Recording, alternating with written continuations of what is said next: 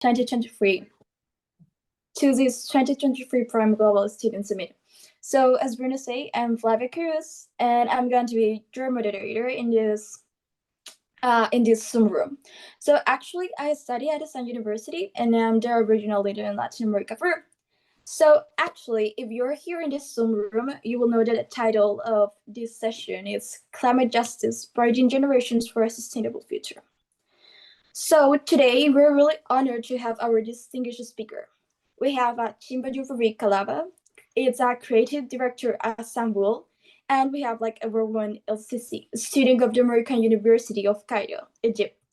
So I'm really very happy to have all you here today. A very warm welcome, really, to all of you. So what all of you were waiting until today. What exactly we're going to talk about, and today we have interesting topic about the unequal distribution of climate impact, the role of media communication, how business education shapes our perspective of climate justice, and how we can make sustainable solution practical. So let's begin and do not waste time, because we have excellent speakers in this panel and interesting things to talk about. So let's start with Chibangu Kalaba. Chibangu Kalaba is at her third year of economics student at the University of Zambia, a podcast host and a women empowerment and environmental activist. A podcast host, so her passion really includes photographic, videographic, and any activity that really enables her to tell compelling stories that she liked on environmental issues as well as gender issues. She's currently a volunteer with the Zambia Women Institute for Leadership and Learning, ZAMWILL, an NGO that focuses on building a generation of empowered, skilled, innovate, and assertive girls for a better world. As the creative director for the organization, she manages the social media channels and has booked a trendy. There are podcasts on Spotify, which features professionals across the African diaspora, raising awareness, highlighting innovation, and sharing ideas that can be implemented in Zambia by young girls. She's had the pleasure of interviewing a Zambian environmentalist, a Rawan healthcare innovator, and an American climate scientist. So welcome, Ruby, and thanks for joining us. Thank you for having me, truly. Am I audible? Thank you so much for the warm welcome. Thank you. I'm so happy to be here.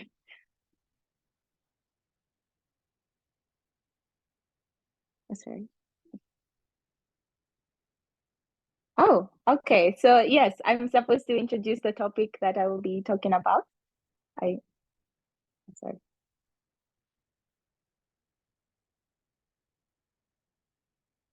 Okay, so my theme was rather our talk was on climate justice and how do we bridge generations to build, how do we bridge generations for a sustainable future? And basically we can also look at the question of, we first look at what climate justice means to each one of us. And for me, climate justice basically means that we have empathy for different for individuals that are marginalized and especially harshly impacted by climate change effects, and also creating solutions for them, or rather having them at the center when we're creating solutions to adapt to climate change. And another thing that I think is important and crucial when achieving climate justice is also having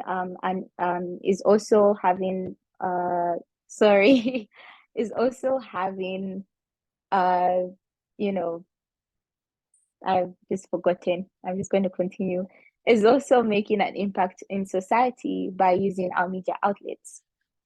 And when we think of our media outlets, we have to acknowledge that they have so much influence on us and so much influence on how we think, how we tackle issues, the conversations that we create with our peers, our networks, and even our family and friends, and so on and so forth. So when having that in mind, We also have to know that social media, or rather not social media, but media outlets do have an effective role in making the world a global village, as well as keeping us connected as a society. And in that, I think that they should keep that these media outlets should be very inclusive in how they report issues. I think that they should cover a wide range of backgrounds. They should cover a wide range of topics. They should look at race, gender. They should look at age and also socio-economic backgrounds. I think this gives us, this helps us with empathizing, or rather humanizing each and every person. And bringing that point out, it even just reminds me of not too long ago when we had the submarine that was carrying the 5 billionaires that had died, and not even long before that, there was 500 people so died overseas. But then we saw that the media was covering more so on the sorry. We saw that the media was covering more on the 5 billionaires that had died as compared to the refugees. And even our media, our conversation was more so on the 5 billionaires compared to the 500 people. And what does that say about us as a society? We did not humanize those 500 people. We saw that resources were taken to those 5 billionaires and not to the 500 refugees in rescue, in research, in nothing. And so this brings me back to my point that media outlets should treat each and every person equally and fairly. To humanize each and every person, this will help us empathize for each and every human. And I think that it will help empathize for each and every human, and it will lead us to more social change, because we'll have that drive and empathy to help one person or the next person, you know. And yeah, and so another thing that I think that the media should do regarding sustainability issues is to also, again, make solutions very simple, is to also talk about climate change. I know that other stories may get more coverage, not coverage, but may get more views, may get more likes, but they should also prioritize what is going on in the world and what is affecting everybody else. And in that, I will look at it from an African perspective. They should write about, they should tell stories about sustainability and maybe climate change effects. In Zambia, it's not so common. I just have to say, I'm only speaking from a Zambian perspective. Climate change is not so much spoken about. Solutions are not so much spoken about. And so I think that there's a barrier there in how people can actually combat climate change. And also, I think what we do, or rather what I do at ZAMWILL, is we try to bridge that gap together by making sure that we're raising awareness by telling stories from other people, women, men all over the world, and also creating solutions and sharing those solutions and ideas on how these issues can be combated. And yeah, that is really what I have to say. That is what I have to say. Yeah, so that's all. Thank you.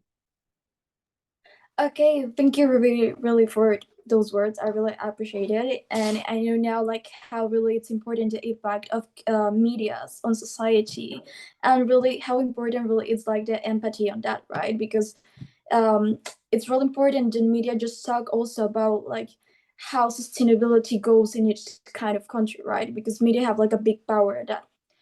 So now let me then go with Rawan. Rawan Sisy is really a senior marketing student and a graphic designer with a passion for art's profound impact on life.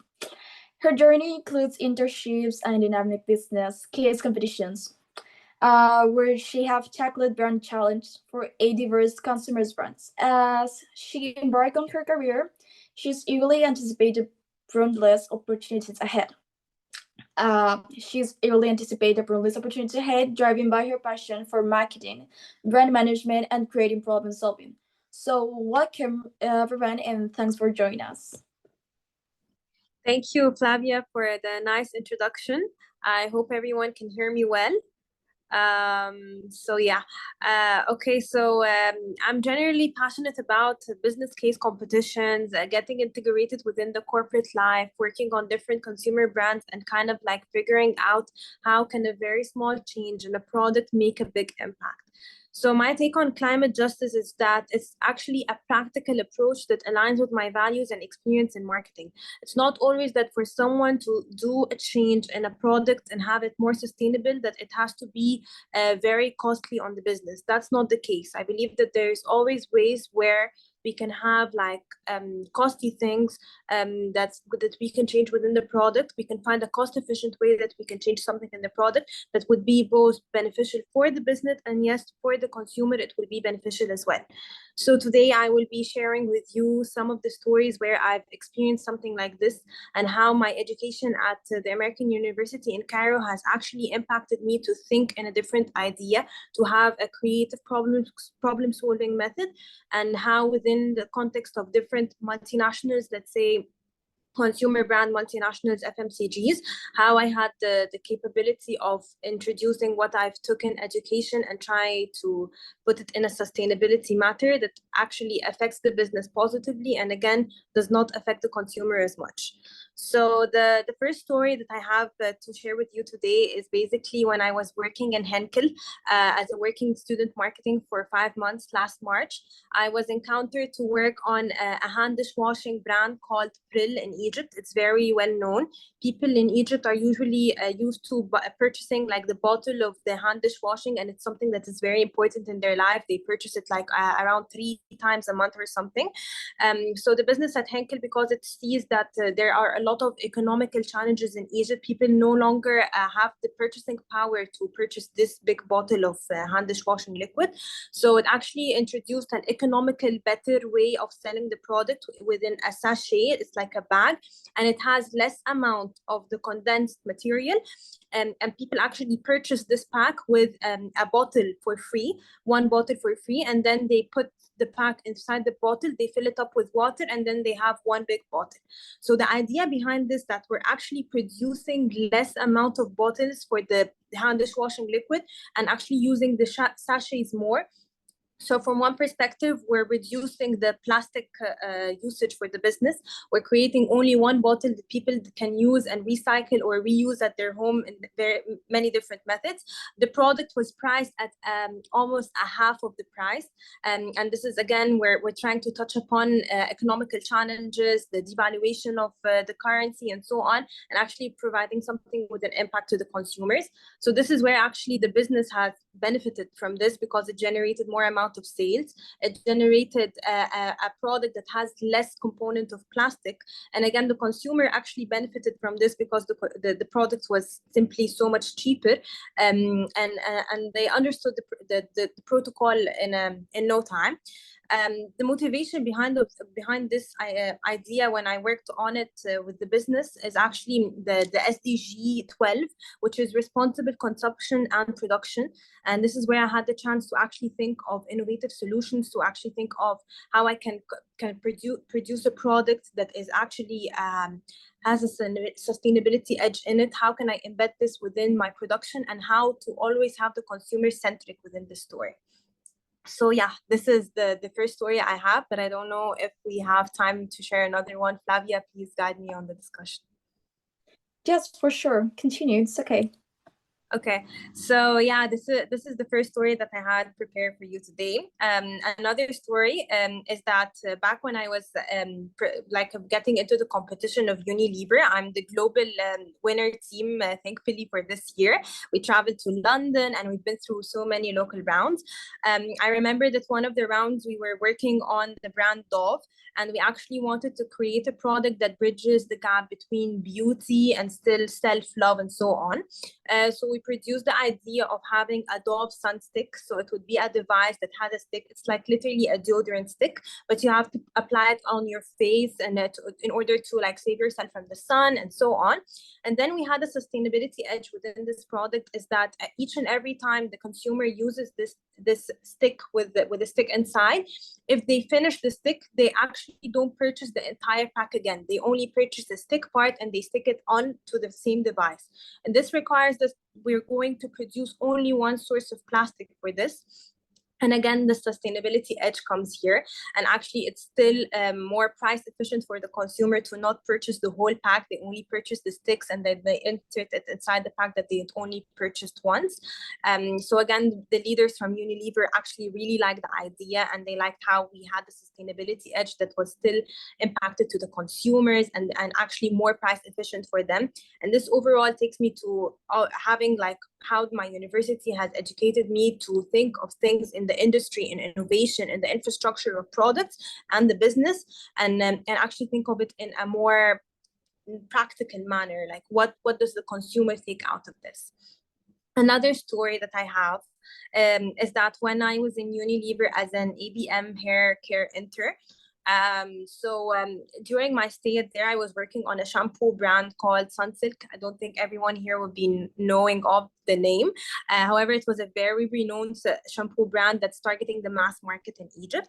And this shampoo brand actually had a purpose behind it, that it wanted to empower women through the collaboration of different entities in Egypt, to help them find different career opportunities, get educated on what they can do in their lives. So whether someone is interested in fashion and career development and cooking or whatsoever, this brand was here to actually empower them through this.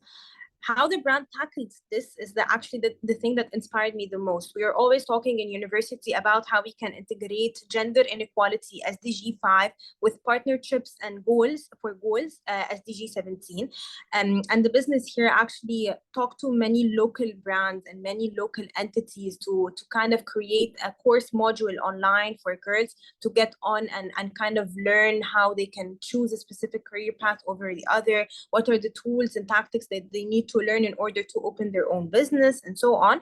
So the power of collaboration here, even if it's a multinational operating in Egypt, it still utilized the power of collaboration, collaborating with more than 5 entities in Egypt in order to bring their program in life. This is something that I've actually witnessed real life, so it really impacted me. I hope you guys like the 3 stories and got the concepts out of them, that it's not so hard for people to create products that are actually beneficial for the business, cost efficient for the business, and yet tackling a consumer pain point. And it's not always hard to look for collaboration opportunities and having it in the heart of the business. Yeah. So really, really thanks, Ren. I think it's really important, like how with a really big problem you can have like a solve of that and just think about sustainability with that solve. So I think that it really inspires a lot of people here. Like, we have a problem, maybe I can think like a solution to help, I don't know, the planet, or help that part of sustainability, right? Mm-hmm. So okay, really thank you for all the panelists, really, for giving us like that idea of what you were doing. And I think that that's really, really inspiring for all of us. And it's like a big impact in us, like how we really can make a change with like a little C, and really end like with a big tree here. So congrats for you girls. I'm really happy to be here. So now it's time of the Q&A part. It's like the questions here. So maybe we can just start with Ruby. Ruby, actually, I have like a big question here. So exactly, like, what should the media report? What should the media report to make like a big impact on society? Oh, I think that Ruby had problems with their Wi-Fi. So it's okay. Maybe we just can go ahead and go with Ruby. It's okay, Ruben? Okay, perfect. So exactly, how do you think like marketing and sustainability are related? Okay, so I believe that they're very interactively related to each other because they all play an essential role in addressing today's global challenges. So I believe marketing can be seen as the tool where businesses can actually communicate with consumers and tell them that this product is actually the solution to your pain point, and yet kind of educate them and bring up awareness on how sustainability is a very important thing now, and how to actually create a compelling narrative within this. So for example, example, at Unilever, they always talk about how we can have products that have purposes in life. Each and every product has a purpose, like it's exactly tapping on a specific SDG or a specific goal, and actually embeds this kind of purpose within the product, within the story of the product, within its communication, and all of this is actually promoted through marketing. So I believe they're very closely interrelated. And actually, that's really interesting. So you were talking about like you're part of okay. So actually, you were talking about like your part in Egypt. So what is like the perspective of Egyptians regarding the rise of sustainable products in the industry? I generally believe that there is a bit of growing awareness of environmental and social issues in Egypt, and actually that's leading to an interest in sustainable products in general. A lot of local brands are hopping on trend of sustainability even faster than those of the multinational brands or FMCGs. A lot of local brands, they take up the step, they create sustainable products and they communicate it very well on social media, and actually some of the consumers purchase them.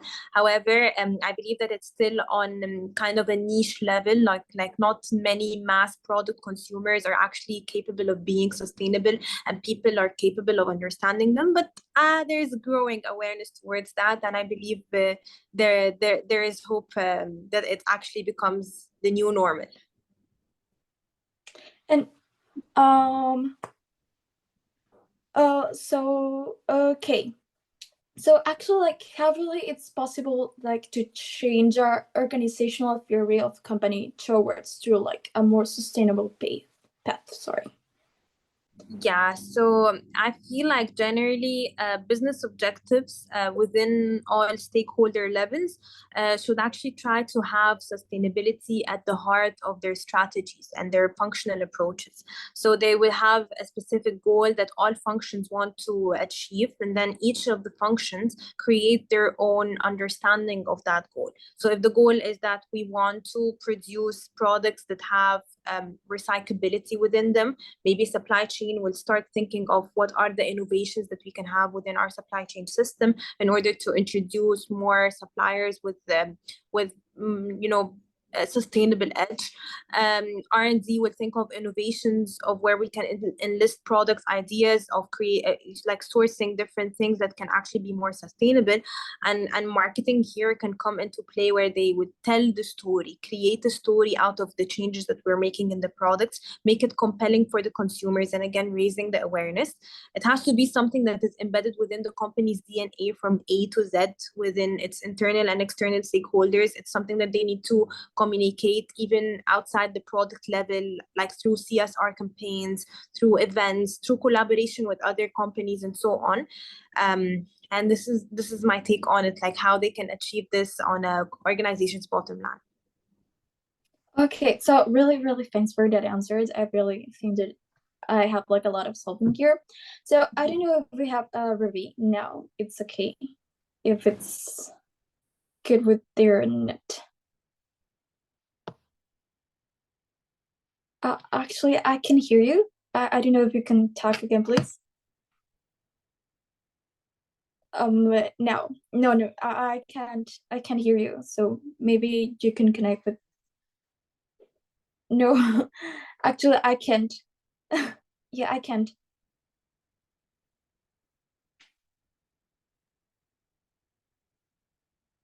No, maybe you can't start again.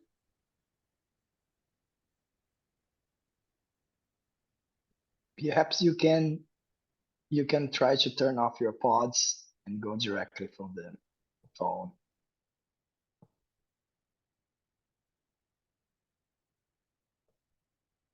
So maybe you can try it again. No, I can't.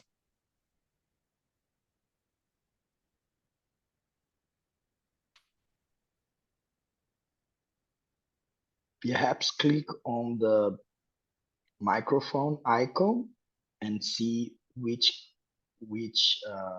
speaker your voice is coming through, and if you might alternate, we will get there. I think now. No, it's still not. It said like you turn on your audio, but now it's turned off again. Let's try once again.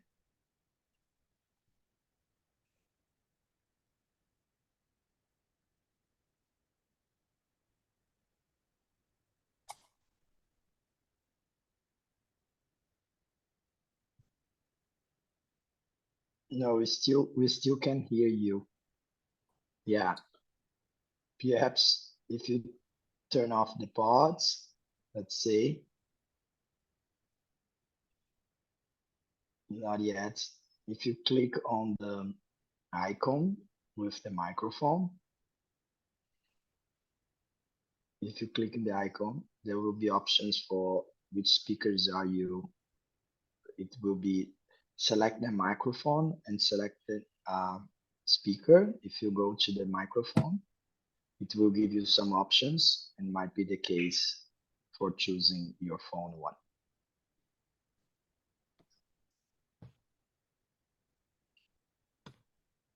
Yeah. So let's do something, Ruby. Try to disconnect and come back. In the meantime, Flavia and Rawan will continue the conversation. Okay? Don't worry. These things happen.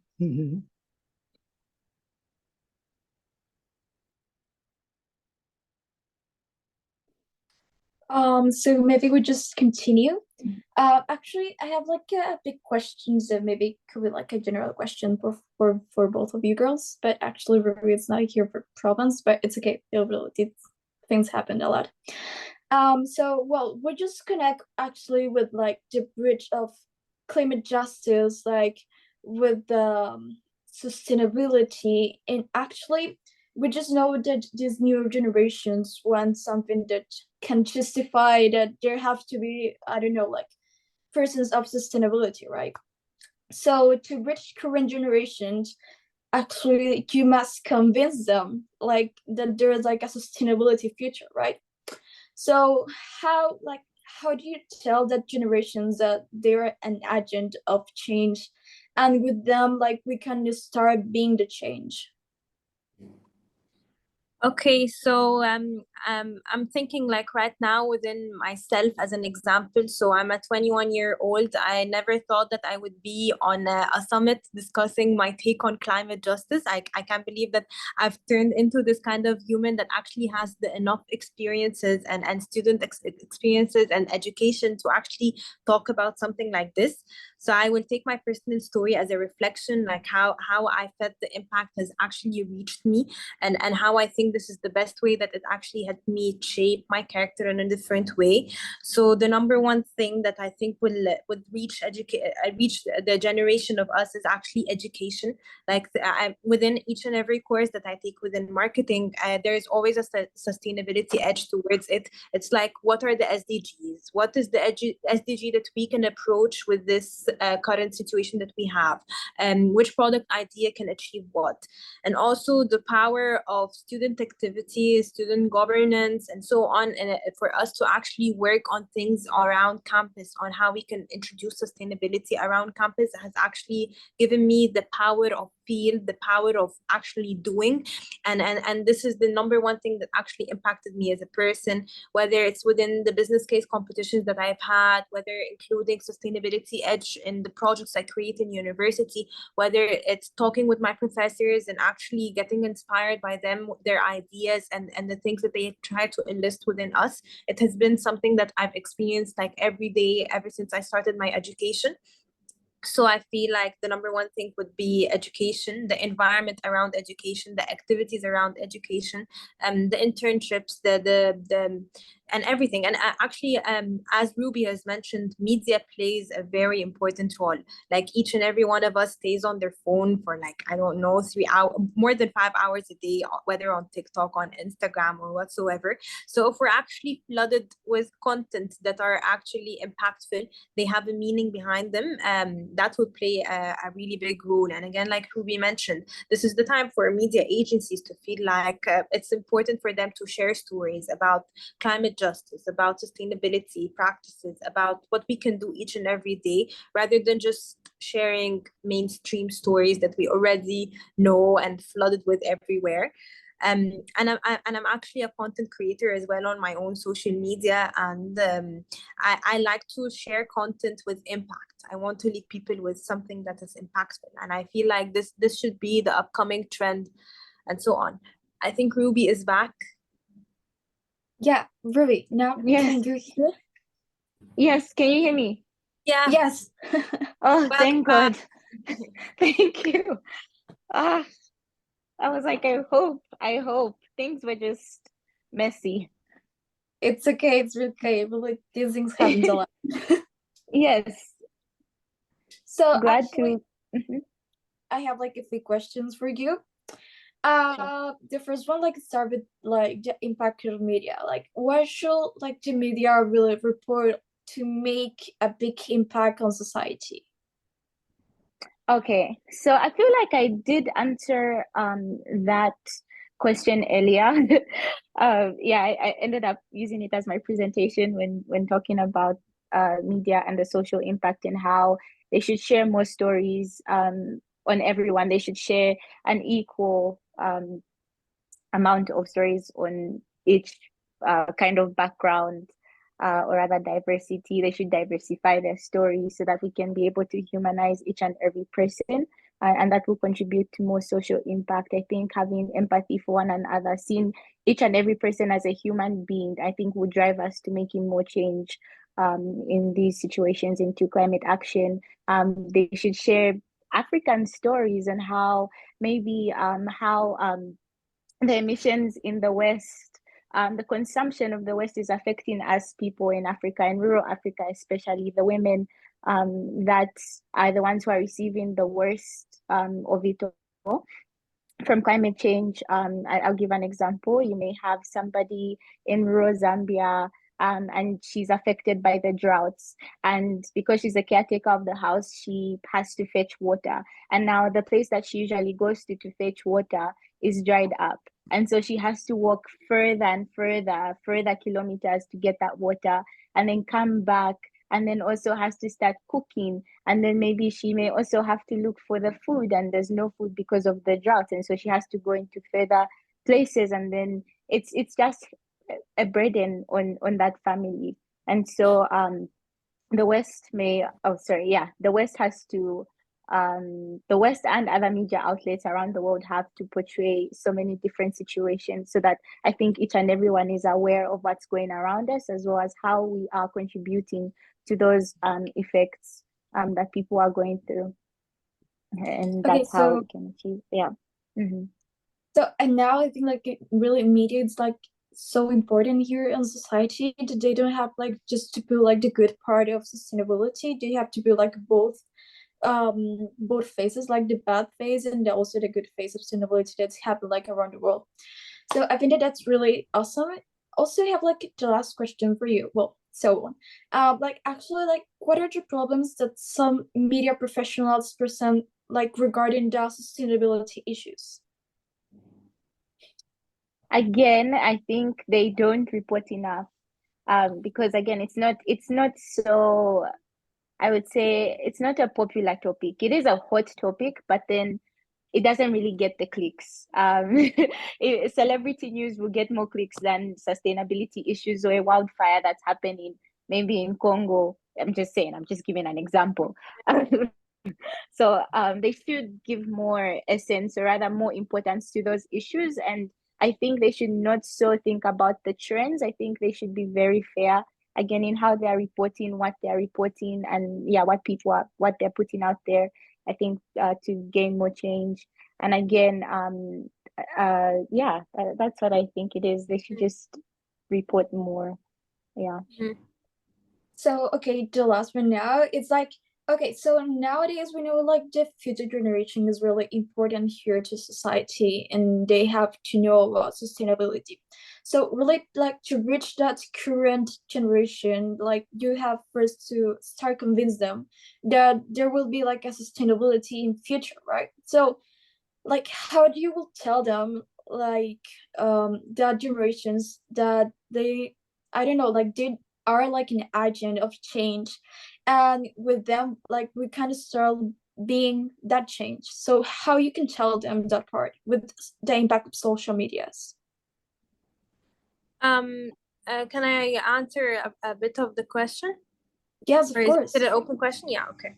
So I believe that as well as media outlets have a very big responsibility on sharing stories and like consuming a big part of our content on Instagram or TikTok or whatsoever.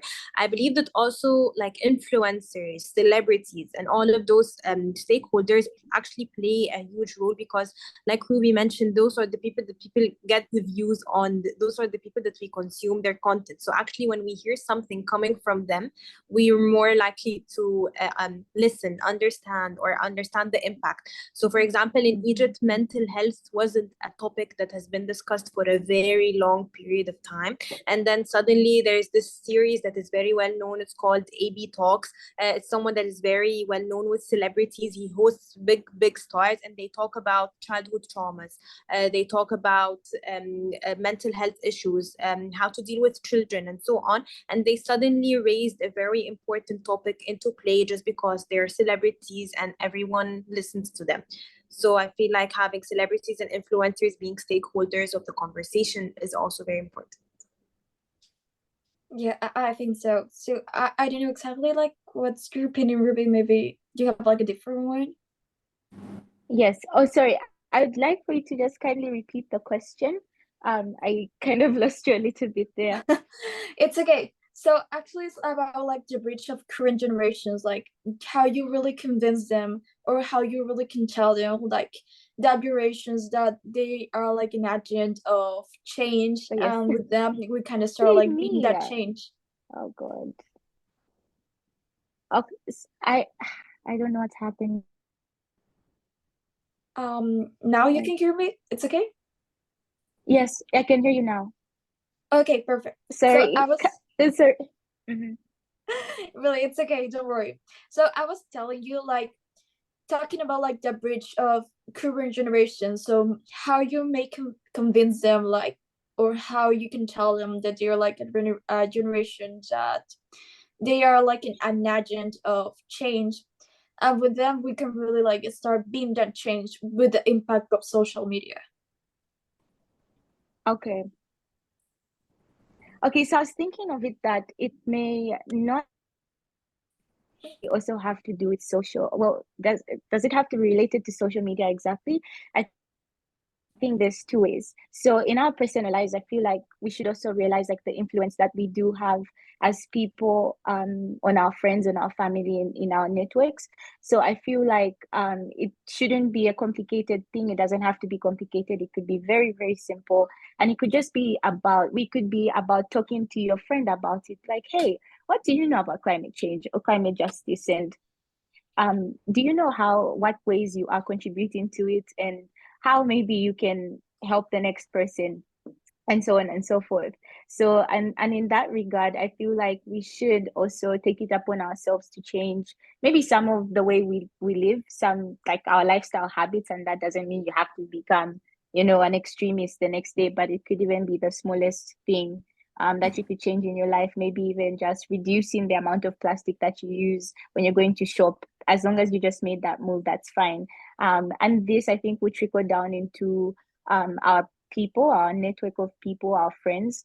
They will start seeing like, oh, Ruby actually doesn't use that many plastic bags, so maybe I shouldn't as well. Or she's environmentally cautious, and that's how I think that change could be made. And then more so, not even on social media, but even in our spaces, in our groups, I think it would be nice to have activities that promote climate change and climate justice.